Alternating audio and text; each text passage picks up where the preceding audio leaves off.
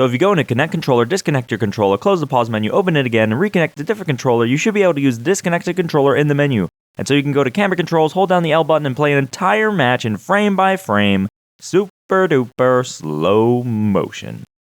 Now that's something else. Boom.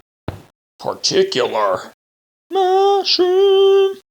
Hello everyone, this is Particular Mushroom. As I've been playing more Smash Ultimate, I've noticed certain changes to the game that aren't big thick additions like Ridley or K. Rool, but fix some long-standing issues I've had with the game, or simply add an option that I'm left wondering, why is this the first game in the series we're actually seeing it? Like the pause menu. This is the first game where we have a pause menu with menu items. Isn't that crazy? So I was trying to think of a way to discuss these changes, and I realized, why don't I just scan through the game and come up with a list of minor quality of life changes to existing features? So let's take a look at 20 small, but excellent, changes to features in Smash Ultimate. Now a bit of a foreword, technically there are more than 20 changes here, but all the changes of a selected feature are combined to make it easier to discuss. Take the additions to the camera, for example. It has a new filter toggle, frame toggle, and effect toggle. We'll count this as one aggregate change to the camera feature. I know this is arbitrarily particular, but I screamed Particular Mushroom to you at the beginning of the video, so I don't know what to tell you. Additionally, anything covered in a Nintendo Direct is immediately out for this list, and I'll also cut out any character-specific changes, as we could make a whole separate list just for that. Let me know if you're interested, but I think there are plenty out there already. We'll be focusing on menus, items, and stages. Also, this list is not exhaustive, there can be other changes I just didn't notice. That said, I will be ordering this list from least favorite to most favorite, just in case that matters. So yes, it is a weird list, but the primary directive is to get talking about some of the more obscure changes that I think people may have missed, or don't even realize it's a change in the first place. Finally, if you think you're a savvy smasher and nothing gets by you, how about we make this a little challenge? Let's see if you've got 20/20 vision and know all the changes on this list. Alright, enough forward, let's go. 20.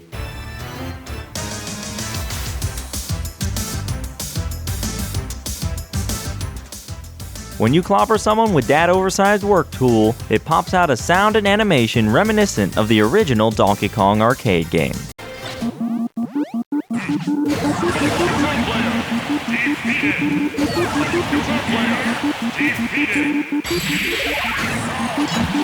It's a nice touch and draws the item back to its roots.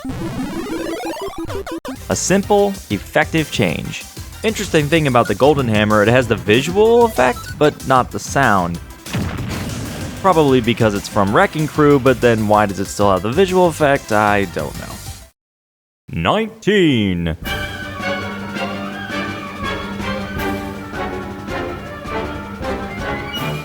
Trying to better live up to its name, the Smart Bomb no longer damages the user. Provided, of course, you throw it rather than, hit it with a melon or something.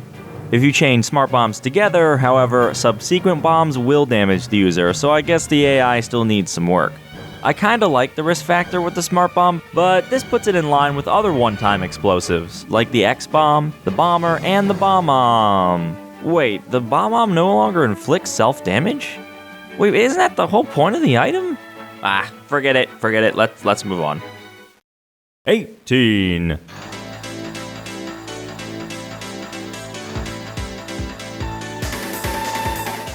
The selection of stages in Ultimate is staggering. However, in pulling so many stages from past Smash titles, some of them would have the exact same name. So those clashing stages were renamed.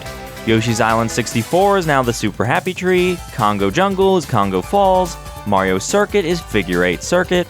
The latter is to differentiate itself from the Mario Kart 8 Mario Circuit, but the sweet irony is, that is also a Figure 8 Circuit. Just look at the map. I also like how, since there were 3 Yoshi's Islands, they just gave up on renaming one and called it Yoshi's Island Melee. It is the only pair of parentheses in the entire stage list. So Super Happy Tree and Congo Falls are pretty great renames. The others, not so much. 17.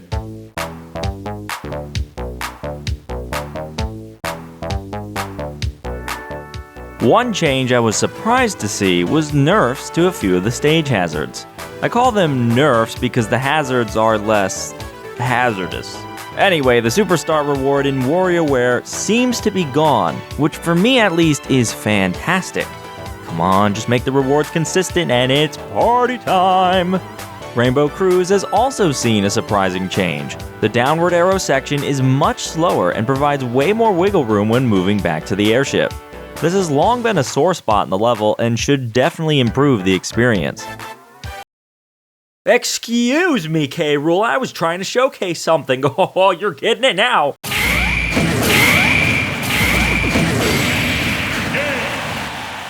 I wanted to get robbed too, just cuz. And I'm sure there are other stage changes too, although I couldn't find any more notable ones. Maybe you know of some. 16.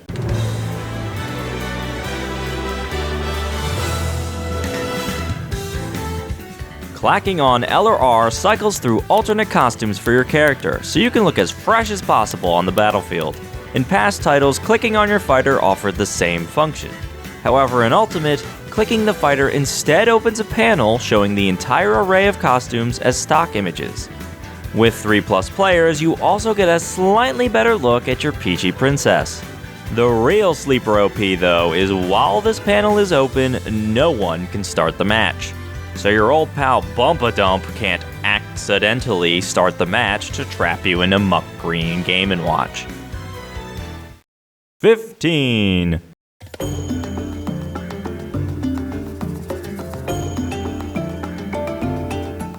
While there's no challenge for clearing Classic mode with every character this time around, the uniquely crafted path for each fighter offers an intriguing prospect, so it'd be good to know what you've already completed. Previously, the selection screen only showed high scores, so you actually had to go to the trophies menu to see who you had bested Classic mode with.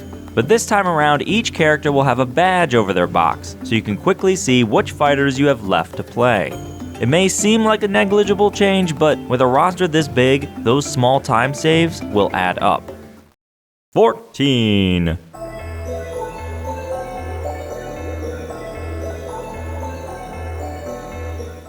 Super Smash Brawl added in the Metroid Assist Trophy, which latches onto characters' heads like fashionable headgear.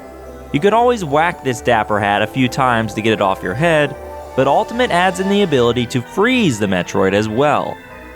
Ice has always been the historical weakness of the Metroid, and here, one snipe with a Freezy stops it dead in its tracks.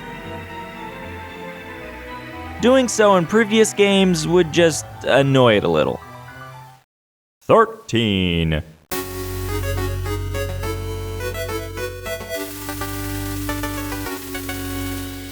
Now yes, this change to the Warp Star is right on the tooltip. Aim your landing with left or right and adjust the timing with up or down. I thought, hey, that's a cool detail I just never figured out. But no, it's a brand new feature of the Warp Star. While you could always adjust the landing with left or right, up, down, or any direction did nothing to affect the timing. It was always 1.5 seconds. Now you can delay the impact by 3/4 of a second or speed up the impact by 17/60 of a... Are you serious? You can pick a nice, easily simplified number? Well, I'm all for adding more interactability to the items. This makes the anticipated even more exciting. 12.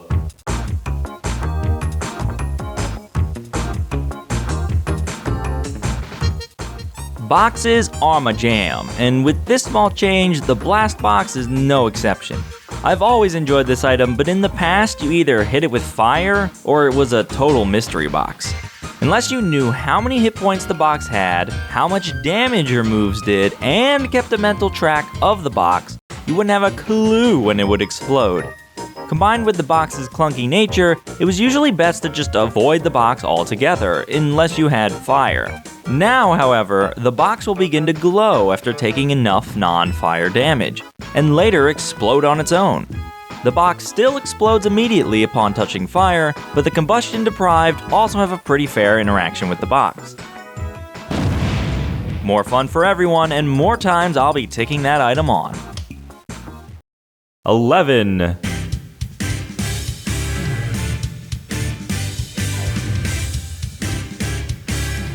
The training menu has piled on a K-Rool-sized belly of new options since last time, but I want to specifically focus on the changes to the item menu. The layout went from a linear list box to a sleek glid for... Sleek glid? What is a glid? Does anybody know what a glid is? Oh my gosh. The layout went from a linear list box to a sleek grid for quicker access to items, which again, that saved time will add up. In addition, the assist trophy and Pokeball items open up a secondary list, so you can select the exact pally you want. Now we just need this in the rules, and we are good to go. Waluigi assist trophies only, anyone? Also note that the descriptions that would have appeared on the trophies in past titles are now here. Arceus sends any airborne opponents crashing to the ground. Players on the ground are unaffected, but amused. Excuse me? Quick aside, I've noticed that certain items are unavailable on certain stages. The Mega Mushroom, Superstar, and Metal Box are all unavailable in Golden Plains, probably to prevent clashes with the Golden Power-Up obtained at 100 coins. But then get this, 9 assist trophies are also unavailable. And it gets weirder. Head over to Reset Bomb Forest and Midna's allowed again. But Skull Kid, nope, he's out of here. I really can't fathom what the deal is here, but at least I know how to make the stage tier list. Stages with moon, and stages without moon. 10.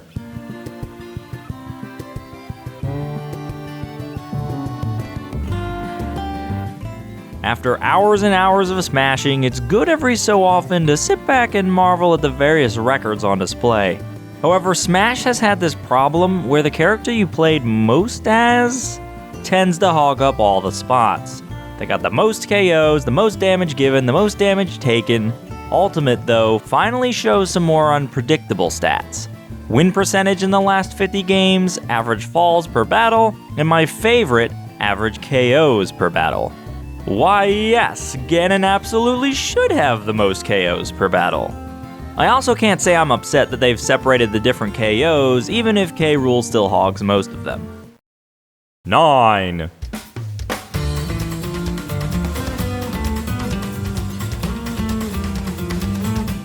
You may have picked the name Philzamek to look snazzy on the field of battle, but starting in Brawl, names have held a more pragmatic use.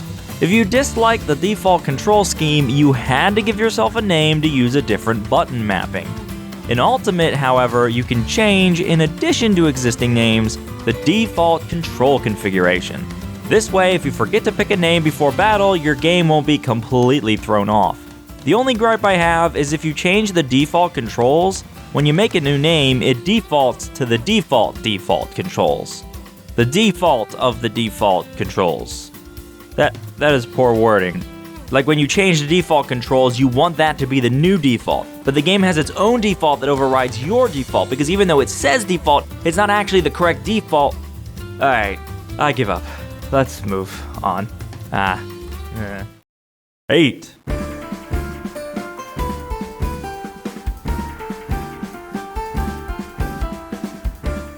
Posing as a stoic item materializer in recent games, the sandbag has been offering services as a stress reliever ever since Melee. Actually, this is a feature returning from Melee that was lost in Brawl and Smash 4. The sandbag can again be grabbed. Although it's happy now when it's grabbed? Are you seriously okay with that greedy coin grubber putting his hands on you? Oh, he's got gloves on. I guess that's sanitary. Fine. Carry on. No, Donkey Kong! No gloves! 7.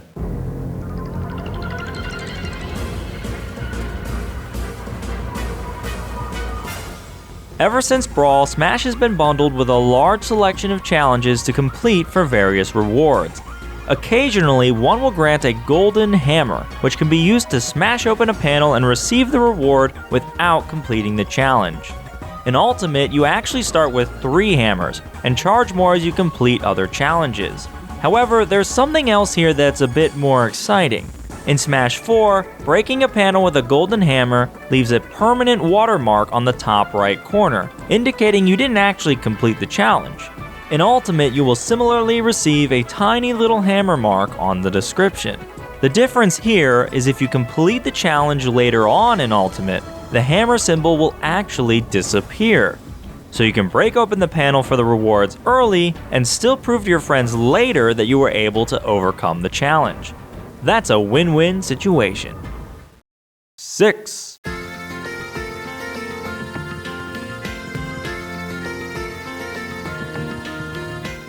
During the stage selection in Smash 4, pressing Y would switch to the My Music cursor, and picking a stage would bring up the different tracks to change their frequency, if one so desires. So I rolled on up to the Smash Ultimate stage selection, saw that little Y button and music note, and figured, well, that'll be the same thing. Wrong. Pressing Y on top of a stage opens a menu where we can select the exact song we want to play on any given round. It might not seem like a big deal, but think of it this way. If you're playing a 99 stock, you'll want to pick a song you'll be happy to listen to for the next few hours. It's also good if, say, you're the only one in your friend group that likes environmental sounds, and you don't want to enrage them by putting that bar all the way up and the rest all the way down. Yeah, you'll thank me later.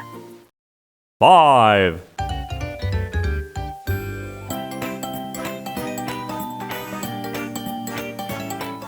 I'm quite surprised they didn't cover this in a Nintendo Direct, but I guess mileage will vary depending on your playstyle. We can now charge smash attacks for double the time from previous games. When the character stops shaking after 1 second, the attack won't get any more powerful, which is perfect. I don't have to wait too long to launch a fist at full power, but if I want to, I can just sit in one spot for 5 years and just wait for someone to maybe get launched into me. It's a lot of fun, even though it's not a very good strategy. 4.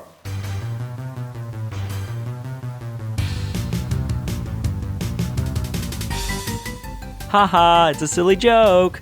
Custom Smash is exactly the same. Okay, this change is really neat. Hit a PAL block onto something and every other character touching the ground will knock up for around 10% damage. Now that's the same. What's different?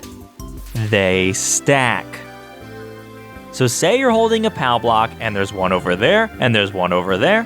Throwing it on the ground will deal 30% to everyone else. In a 1v1 and with the maximum of 8 PAL blocks on the field, you can deal 96% damage at once. Whack. This small change ups the strategy with PAL blocks significantly. I kinda just wanna go play a PAL block only match right now. 3.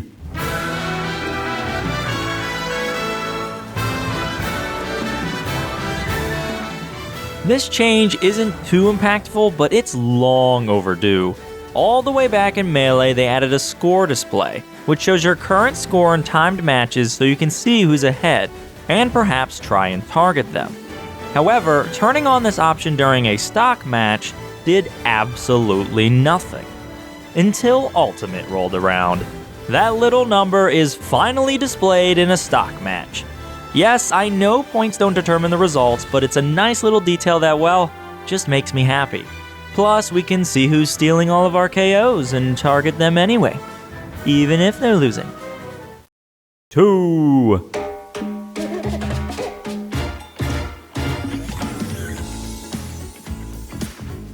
Team Battle has been upgraded with 2 nice changes. The first is probably just a result of regular Smash and 8-player Smash merging together, but regardless, you can now have a yellow team in any given team battle. Which is good, we need all the primary colors for costume matching purposes. However, the big game changer is the Team Randomizer button.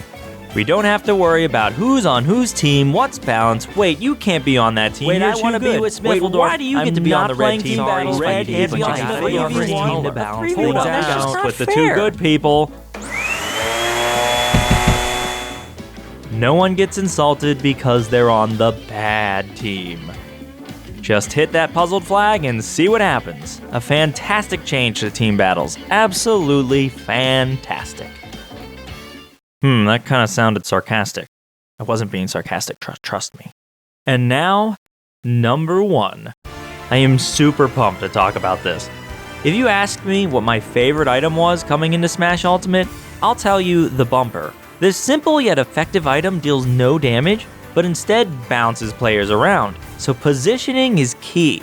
I enjoy placing the bumper in the wackiest of spots, although probably don't play with bumpers as your only item. However, there's one other item that I wanted to be good so bad, but it was super situational. You had to have the right stage, and even then you couldn't unleash its full potential unless you picked the right character.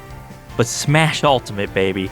This one small item has had a few small changes to make it always useful, all the time.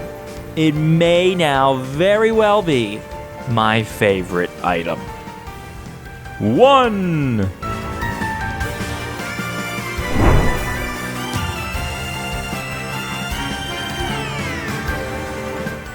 The Hothead. That's right, this adorable mini sun has been massively upgraded from previous Smash games. Using the Hothead in a stage like Mario Galaxy and Smash 4 would send it on a one-way trip off the map, never to be seen again.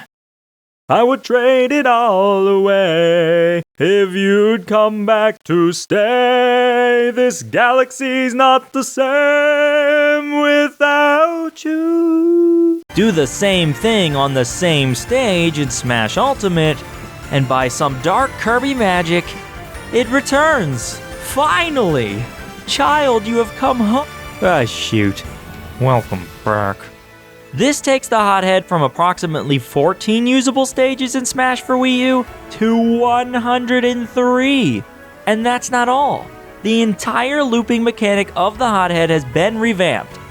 So it loops on thin platforms and even crates, making it not only useful on every stage, but practically every single platform. And if you thought the changes were done there, hold on just a sec. In previous Smash entries, hitting a Hothead with a fire or electric attack would grow it in size, increasing the potential damage. Other attacks did pretty much nothing. But of course, Smash Ultimate is out to make the Hothead even better. The Hothead can now absorb any and all attacks to grow in size, and fire and electric attacks are even more effective. The Hothead can grow to a massive size to deal massive damage to your opponents, no matter what character you choose. With all of these changes combined, the Hothead is in the best shape of its life, and I cannot wait to use this item again and again and again and again and again and again and again. So there you have it. 20 small alterations that might fly under the radar, but for me at least, are pretty big game changers. Did you notice all these changes yourself? Do you have 20/20 vision? And are there any small changes to Ultimate that mean a lot to you? Also, be sure to let me know if you like these kinds of videos and what I can do to improve them. I'm always looking for feedback. There's a hefty Sunshine video coming next, so get ready for that. The eel is broken. Thanks everyone so much for watching, and here, have a picture of the kings sucking up the competition. Have a kingly day. Goodbye.